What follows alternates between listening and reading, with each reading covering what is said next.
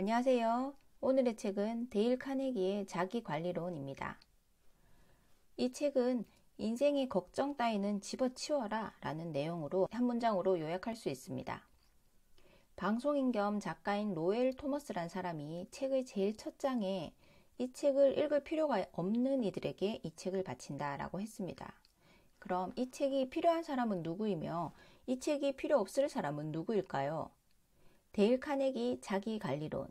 이제서야 저는 이 책을 보았지만 많이 유명한 책이라서 여기저기서 많이 언급이 되어 있습니다. 그래서 많은 사람들이 읽어보았으리라 생각이 되고, 그럼에도 아직 못 보신 분들이 있을 수 있고, 그러신 분들은 한 번쯤 시간이 되면 읽어보길 권하고, 또 바쁘다면 제가 이제 잊지 않고 기억하기 위해서 정리해두는 이 사항이라도 회리릭 들어보시길 바랍니다. 데일 카네기의 자기관리론, 인간관계론 이렇게 두 가지 책이 있는데 둘 중 뭐부터 볼지 고민이 되었지만 우선 나와의 관계를 먼저 개선하는 게 우선일 듯 해서 자기관리론을 집어들었습니다. 자기관리론의 내용은 걱정하지 마라. 걱정할 게 생기면 극복하고 행복하게 살아라. 걱정을 하지 마라. 이게 전부입니다. 조금만 자세히 보면 다음과 같습니다. 인생의 걱정 따위는 집어치워라. 세상 걱정의 절반은 결정을 내리는데 기초가 될 만한 지식이 부족한 상태에서 결정을 하려고 하기 때문에 생긴다. 컬럼비아 대학교 학장인 고 허버트 호크스의 말입니다. 세상 걱정의 절반은 결정을 내리는데 기초가 될 만한 지식이 부족한 상태에서 결정하려고 하기 때문이다. 모르는 상태에서 뭔가를 해야 하나 말아야 하나 하기 때문에 걱정이 되는 것입니다. 공정하고 객관적인 방식으로 사실을 파악하는 데 몰두하면 걱정 따위는 지식이라는 빛 앞에서 증발해 버립니다. 걱정을 극복하고 삶에서 평화와 행복을 찾아라. 인생에 중대한 걱정이 생겼나요? 내 목숨을 맞바꿔야 할 만큼 중요한 일로 당신은 잠도 자지 못하고 스트레스에 머리카락이 빠지고 위경련이 오고 우울증까지 올 지경인가요? 그렇다면 다음과 같이 한번 해보세요. 걱정을 사라지게 하는 묘법. 첫 번째, 내가 지금 걱정하고 있는 문제가 무엇인지 정확하게 써봅니다. 그런 다음 두 번째, 그 문제로 내가 지금 무슨 일을 할 수 있는지 써봅니다. 셋째, 내가 할 수 있는 그 일을 썼다면 그 일들 중 무엇을 할 수 있는지, 무엇을 할지 결정합니다. 네 번째, 결정한 일을 언제부터 실천할 것인가, 결정한 대로 즉시 실행한다. 이게 답입니다. 머리가 터질 정도로 골치 아픈 일이 생기면 저는 회피하기 위해서 일부러 생각을 하지 않으려고 하고 잠을 청하곤 했습니다. 자고 나면 시간이 해결해 주는 것도 있긴 했죠. 어찌 보면 저의 방법은 비겁했다고 할 수 있습니다. 피한다고 답이 아니죠. 제가 머리 아프게 고민되는 일이 정확하게 뭔지 제대로 쳐다보기 싫었던 거예요. 근데 이제 고민되는 일이 정확하게 뭔지 제대로 쳐다보고 내가 할 수 있는 일인가? 내 영역 밖의 일인가? 그거를 정확하게 인지한 다음 내가 할 수 있는 일이라면 망설이지 말고 지금 당장 하라. 그럼 그 순간 바로 걱정이 사라지는 마법을 경험하게 된다. 걱정이 좀 사라지셨나요? 그럼 삶에서 평화와 행복을 찾기 위해서 우리는 어떻게 해야 할까요? 적에게 안갚음하려 들지 마라. 무슨 말이냐 하면 원수를 사랑하라 라는 말을 들어본 적이 있죠. 원수를 사랑할 수 있습니까? 원수를 사랑할 수 없죠. 원수를 사랑할 수는 없겠지만 적어도 자신의 건강과 행복을 위한다면 그들을 용서하고 잊어야 합니다. 공자는 피해를 입거나 강도를 당해도 그 일을 계속 기억하지만 않는다면 아무 일도 아니다 라고 말했습니다. 그건 공자니까 할 수 있는 말이죠. 우리는 공자가 아니잖아요. 우리가 공자일 수 있습니까? 적어도 저는 아직 공자가 아닙니다. 공자의 이야기가 공감이 되지 않는다면 이 이야기는 어떠세요? 아이젠하워 장군의 아들 존에게 아버지가 앙심을 품는 것을 본 적이 있느냐고 물었더니 존은 대답했다. 아니요. 아버지는 좋아하지도 않는 사람을 생각하는데 단 1분도 낭비하려 들지 않아요. 나도 화날 때 일부러 생각하지 않으려고 잠을 자던지 청소를 하던지 신경을 다른 데 써버리려고 했던 노력을 말로 풀어서 하면 이와 같을 수 있을 것 같다 라고 잠시 생각했습니다. 좋아하지 않는 일에 1분도 낭비하지 마라. 적에게 안갚음하려 하지 마라. 그래봤자 적보다 자신에게 더 많은 상처를 안길 뿐이다. 다음은 감사할 줄 모르는 사람에게 마음을 쓰지 마라 입니다. 누군가에게 호의를 베풀고 나서 상대의 반응을 보고 실망한 경험이 있으실까요? 좋은 마음으로 베풀었다면 거기서 끝내야 됩니다. 상대가 내 맘과 똑같지 않아 서운함이 먼지만큼이라도 싹트기 시작하면 내가 무슨 행동을 하기에 앞서 그때부턴 상대가 나에게 감사한 마음을 가질까? 아니면 고맙기나 할까? 라는 이런 생각이 들 테고 이런 쓸데없는 고민에 시간을 뺏기고 에너지를 쓰게 됨이 뻔합니다. 감사할 줄 모르는 인간은 그릇이 그만할 뿐입니다. 그냥 내버려 두세요. 예수의 사례로 한번 보겠습니다. 예수는 어느 날 오후 한센병 환자 10명을 고쳐주었습니다. 그럼 그 중에서 몇 명이나 그에게 고맙다고 인사했을까요? 그 옛날 한센병은 무서운 병이었죠. 죽어가는 자를 고쳐주어서 살게 해주었는데 결과는 단 한 명만 고맙다고 인사를 했다고 합니다. 저는 종교가 없어서 성경을 모르지만 누가복음에 이 이야기가 나온다고 합니다. 감사하다는 말 한마디 없이 나머지 9명은 쌩 가버렸다고 해요. 우리들이 남들에게 호의를 베풀었다고 해서 저희가 예수보다 더 감사를 받아야 할 이유라도 있습니까? 다른 사람에게 행복을 주려고 노력해라. 소설가 예이츠라는 부인이 있습니다. 그녀는 심장이 좋지 않아서 1년 넘게 하루에 24시간 중 22시간을 침대에서 누워서 지내는 처지였어요. 평생을 그렇게 살 거라고 그녀는 생각했습니다. 정원에 산책을 한번 하려고 하면 아주 긴 여행을 하는 것처럼 느껴질 정도로 그런 삶을 살던 와중 그녀의 집 근처에 폭탄이 떨어지면서 그녀의 삶이 완전 바뀌는 순간이 왔습니다. 일본의 진주만 공격으로 모두가 혼란에 빠졌고 그녀도 침대에서 일어날 수밖에 없었어요. 그때 적십자사의 요청으로 군인들을 수용할 만한 여유가 있는 가정이 어디 있는지 전화로 수소문해서 연결시켜주는 역할을 우연찮게 하게 되었죠. 왜냐하면 그녀는 누워서 생활하기 때문에 침대 주변에 모든 게 다 있었죠. 그래서 전화기도 있었던 거예요. 그래서 우연찮게 그런 일을 하게 되었고 그러던 중에 이 예이츠 부인의 남편이 전쟁 중 무사하다는 소식을 듣게 되었습니다. 그때 이 부인은 생각을 했습니다. 아, 많은 사람들도 그들의 가족의 생사가 궁금하겠구나. 나처럼 그들에게 용기를 주고 위로를 주자. 처음에는 누워서 전화를 받았죠. 그 다음 앉아서 받다가 어느 순간은 아프다는 것도 있고 일어나서 책상 앞에서 전화를 받고 있었습니다. 그녀는 말합니다.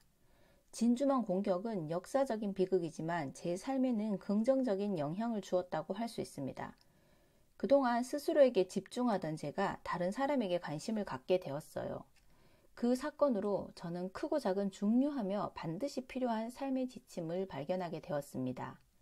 이제는 개인적인 문제에 대해 생각하거나 자신을 돌보느라 아까운 시간을 낭비하지 않습니다. 라고. 다른 사람의 관심을 가짐으로써 자신을 잊으라. 날마다 다른 사람의 얼굴에 미소가 떠오르도록 선행을 베풀어라. 라고 말합니다. 우리 삶은 선택과 고민의 연속입니다. 그게 다 걱정이죠. 이제 그 걱정을 이겨낼 수 있겠습니까? 걱정을 극복하고 삶의 평화와 행복을 찾을 수 있겠습니까? 아직도 걱정을 걱정하고 있다면 이 걱정을 이겨낼 강력한 법칙을 지금부터 소개하겠습니다. 걱정을 이겨내게 해줄 강력한 법칙. 첫 번째, 죽은 개를 걷어차는 사람은 없다. 무슨 말이냐 하면 당신이 두들겨 맞거나 심하게 비판을 받을 때 가해자는 자신이 대단한 사람이라는 기분을 느끼기 위해서 그렇게 한다는 사실을 기억하기 바랍니다. 그런 경우 대체로 당신이 훌륭한 일을 해냈거나 주목을 받을 만한 가치가 있는 사람임을 증명한 겁니다. 자신보다 똑똑하고 성공한 사람들을 비난하면서 만족을 느끼는 아주 천박한 사람들이 엄청 많습니다. 죽은 개를 걷어차는 사람은 없어요. 부당한 비판은 칭찬의 다른 모습이다 라고 생각하면 좋겠습니다. 두 번째, 비판이 쏟아질 때 최선을 다한 후 우산을 들어 비판의 빗줄기를 막아 몸이 젖지 않도록 해라. 뛰어난 사람은 비판을 받을 수밖에 없습니다. 그러니 비판에 익숙해지세요. 최선을 다한 다음 우산을 딱 집어들고 비판이라는 빗줄기에 우리 몸이 젖지 않도록 막아서길 바랍니다. 세 번째, 우리는 완벽한 존재가 아니므로 자신이 저지른 어리석은 짓을 기록하고 스스로 비판하라. 만약 누가 나를 부당하게 비난한다는 생각이 든다면 버럭 화부터 내지 말고 화를 잠시 가라앉히고 스스로에게 말해보세요. 잠깐, 나는 결코 완벽한 인간이 아니야. 아인슈타인도 99%는 틀렸다고 인정하는 마당에 내가 아무리 잘해봐야 80%는 틀리지 않겠어? 어쩌면 온당한 비판일 수도 있지. 그렇다면 고마워하면서 내게 도움이 될 만한 것은 없는지 살펴봐야겠어. 라고 생각해 보시기 바랍니다. 세계 최고의 비누 제조사인 콜게이트 파몰리브 비트의 사장 E.H. 리틀은 비판을 요청하기까지 했다고 합니다.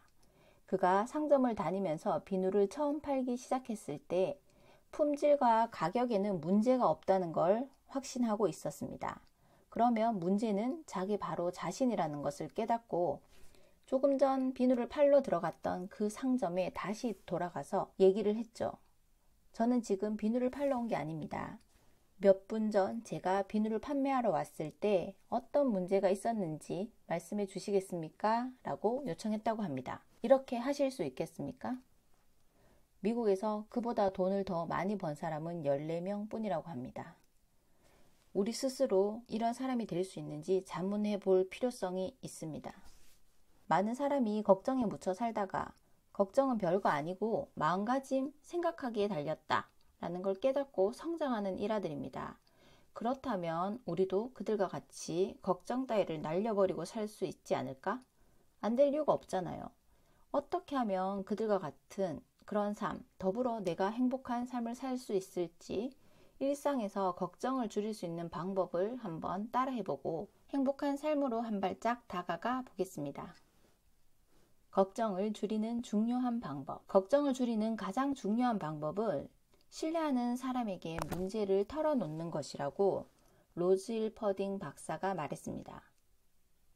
정신분석학자들이 환자들이 그저 말만 할 수 있어도 내면의 불안에서는 어느 정도 벗어날 수 있다고 합니다. 혼자서 꿍하게 있지 말고 이야기를 해보세요. 믿을 만한 사람에게 내 이야기를 털어놓습니다. 그리고 나서 우리가 할 수 있는 간단한 실천법을 소개해 드릴 테니 따라서 해보시기를 바랍니다. 먼저 책이나 유튜브나 여러 가지 좋은 매체를 보다 보면 마음에 드는 문구, 와닿는 문구들이 있잖아요. 그런 기운을 북돋아주는 그런 글들을 모아서 스크랩북을 만들어 놓고 눈에 잘 띄는 곳에다가 두고 수시로 보며 마음을 다잡습니다. 두 번째, 다른 사람의 단점을 너무 오래 생각하지 말기로 해요. 가장 가까운 예를 들어 가장 미워하는 사람을 생각해보고 그 사람이 갑자기 죽는다라고 생각을 해보세요. 그런 기분이 어떨까? 잘 죽었네 라고 생각할 수 있는 사람은 없을 겁니다. 그래서 단점을 너무 오래 생각하지 마시고요. 세 번째, 이웃에게 관심을 가져라. 이웃에 누가 살고 있는지, 문 앞에 택배 박스가 있으면 여기 사람이 살고 있구나 이렇게 존재를 확인하지 마시고 오며 가며 마주치면 눈인사라도 하시길 바랍니다. 누가 누군지 몰라서 인사를 못했다고 핑계를 대지 말자고요. 그리고 네 번째, 오늘 잠자리에 들기 전에 내일 할 일을 계획을 세웁니다. 목적 없는 하루하루는 무의미하게 끝나버릴 수 있기 때문에 잠들기 전에 내일 할 일을 대략 계획 세우는 습관을 들여봅니다. 다섯 번째, 긴장과 피로를 최대한 피하고 중간중간 쉬고 또 쉽니다. 계속 쉬자가 아니고 중간중간 휴식을 취하라는 의미입니다. 이 밖에도 업무에서 피로를 줄일 수 있는 방법을 간단히 4가지 정도만 말하고 자기관리론을 마무리하겠습니다. 첫 번째, 나의 책상을 한번 스캔해 보세요. 책상 위에 지금 당장 처리해야 될 문제와 관계없는 서류는 전부 치워버립니다. 책상에 책이 많고 서류가 잔뜩 높게 쌓여 있고 볼펜이나 다이어리 등이 굴러다니고 어제 마신 커피잔도 있고 오늘 마시고 있는 커피잔도 있고 그런 책상이 로망은 아니겠죠? 그렇다고 해서 일 잘하는 사람처럼 보이지 않으니 당장 처리해야 될 문제만 놔두고 다 정리를 하시길 바랍니다. 두 번째, 중요한 일부터 순서대로 처리를 합니다. 중요한 일이 먼저입니다. 파레토 법칙이라는 게 있어요. 빌프레도 파레토가 말하길 사람들이 버는 돈의 80%가 자신이 행하는 20%에서 비롯된다 라고 했습니다. 핵심적인 업무, 중요한 업무 20%를 먼저 처리하면 됩니다. 할 일 목록을 만들어서 그 중요한 20%에 해당하는 활동이 뭔지 파악하는 게 중요합니다. 세 번째, 문제에 직면했을 때 미루지 말고 그 자리에서 문제를 해결하세요. 네 번째, 조직하고 위임하고 관리하는 법을 익혀라. 혼자서 다 하지 말고 믿을 만한 사람에게 내 일을 위임할 줄 알아야 합니다. 그래야지 장사에서 벗어날 수 있다고 김승호 회장님 책에서 본 기억이 납니다. 걱정이 내 인생을 망치기 전에 힘내자. 별것 아니다. 실제로 내가 생각하는 걱정이 현실에 일어날 확률은 적다. 앉아서 걱정만 하고 있지 말고 나가서 뭐든 해보는 하루가 되길 바랍니다. 누가?